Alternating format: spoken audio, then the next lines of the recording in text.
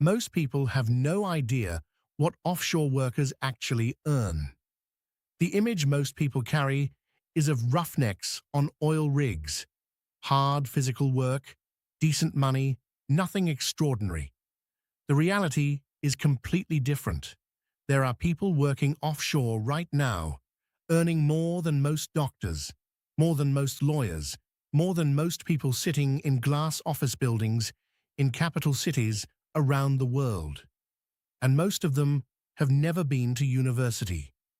In this video, we break down the offshore roles that pay over $200,000 a year, what the job involves, how you get there, and why the offshore industry pays what it pays for the people who can do these roles at the highest level. By the end of this video, you will understand exactly which offshore roles sit at the top of the pay scale, what the career path to get there looks like, and why the offshore industry remains one of the highest-paying industrial sectors on Earth for the right people. Let's start with why offshore pays what it does. Because the numbers only make sense when you understand the environment behind them. Offshore work is not like onshore work. You are not commuting to an office and going home at 6. You are living on a vessel or a platform, often hundreds of kilometers from land, working 12-hour shifts every single day for 28 days straight before you see your family. The weather is frequently hostile. The equipment you are operating is worth hundreds of millions of dollars. A mistake in your area of responsibility can trigger a well blowout, a structural failure, or an environmental incident that costs billions to clean up. The stakes are not abstract. They are immediate, physical, and consequential.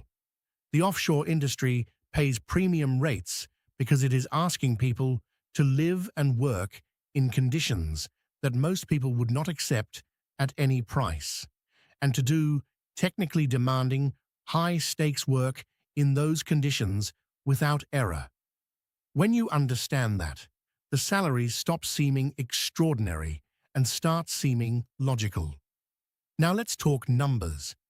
The first role on this list sits at the very top of the offshore pay scale, and most people outside the industry have never heard of it. The Offshore Installation Manager, the OIM, is the person in overall command of an offshore platform or vessel.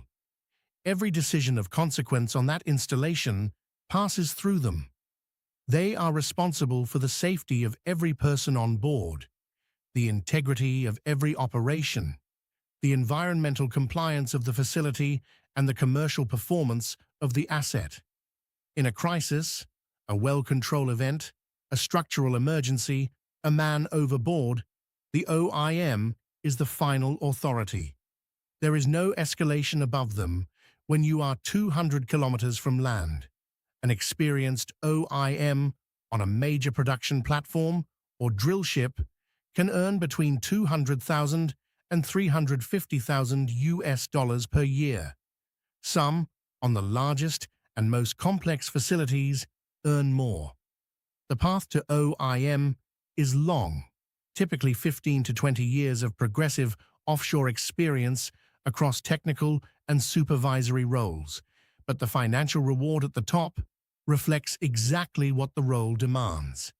This is the offshore equivalent of a ship's captain, crossed with a plant manager, crossed with an emergency commander.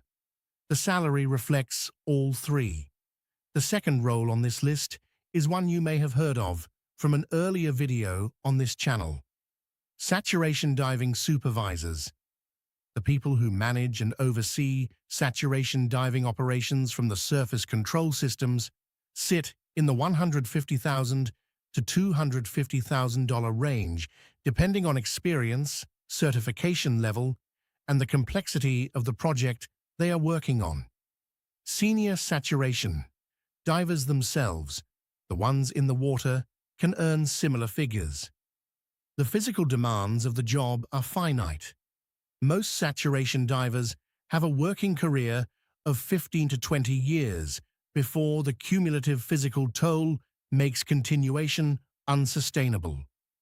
During that window, the earnings potential is significant precisely because the pool of people qualified and willing to do the work is small and shrinking.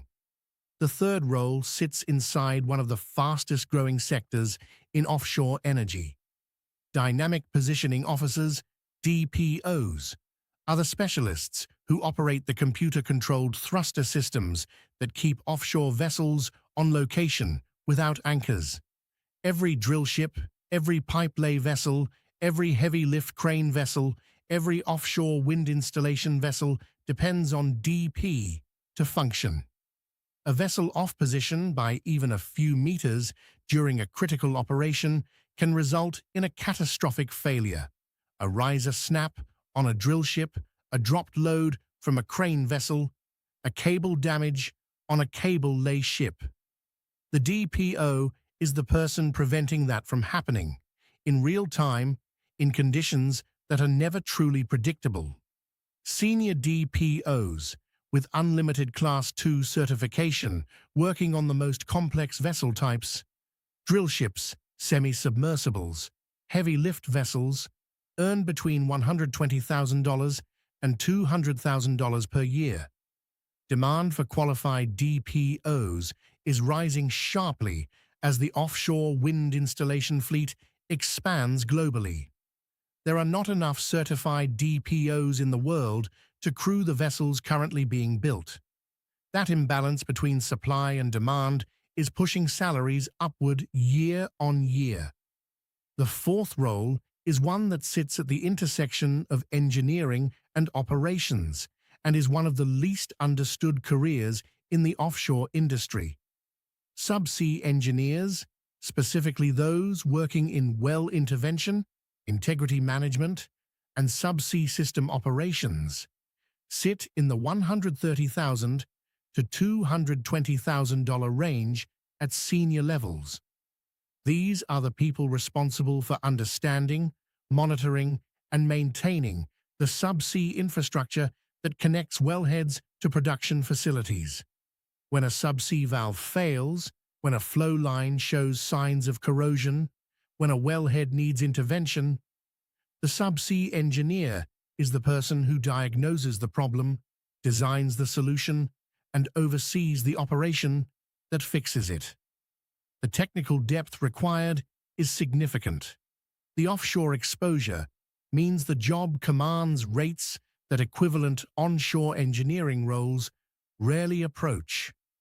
The fifth role on this list is the one that has generated the most interest on this channel.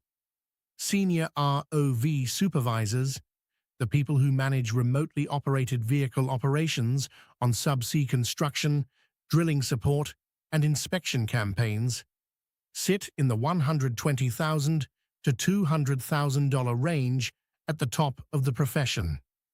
The path into ROV operations is one of the more accessible entry points into high-earning offshore work. ROV pilot technician training courses are available worldwide.